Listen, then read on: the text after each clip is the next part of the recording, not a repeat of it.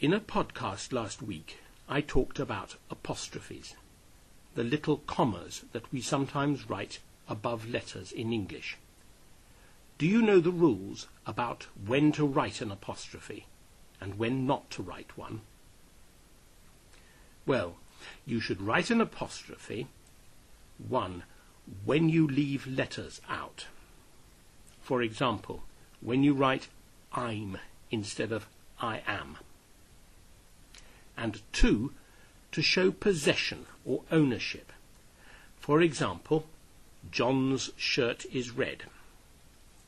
John's means belonging to John. The shirt belongs to John. So we write an apostrophe before the letter S.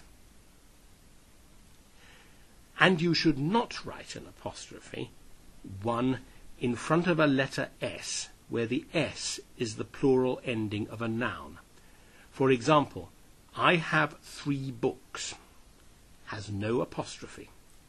The S at the end of books simply means that books is plural. There is more than one book. So, no apostrophe. And 2, in personal adjectives and pronouns, such as hers, his, its, theirs, yours. There is an exercise on apostrophes which you may find helpful.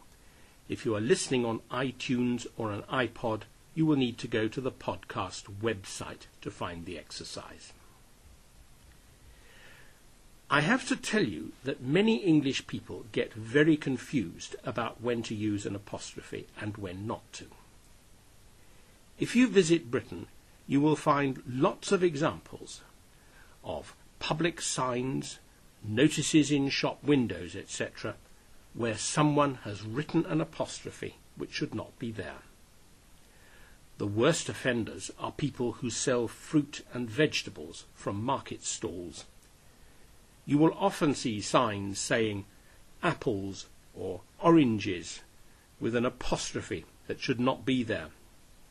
We often call these Greengrocers Apostrophes. A greengrocer is someone who sells fruit and vegetables. The picture on the website shows a sign on a market stall in the town of Ely in the east of England. You will also be able to see it on the screen of your iPod. It says, top quality hard English conference pears. Now, conference pears are a particular variety of pear that grows well in England. But have you noticed that the word conference is spelled wrongly? And look, there is an apostrophe before the S in pears. There should, of course, be no apostrophe, because pears here is simply the plural of pear. It doesn't mean belonging to pear, nor are there letters left out. The second bit of the notice says 3LB for 150. What does LB mean? It means pounds, not pounds in money, but pounds in weight. In England, until recently, we measured the weight of things in pounds, and in America they still do. A pound is about half a kilo. When I was at school, many years ago, we had to learn that 16 ounces made a pound, 14 pounds made a stone, 8 stone made a hundredweight, and 20 hundredweight made a ton. Yes, it was very complicated. And we had to learn about pints and gallons for measuring liquids, and inches, feet, and yards for measuring distances. Nowadays, children learn metric measurements at school. And since 1995, shops must use metric measurements for everything they sell.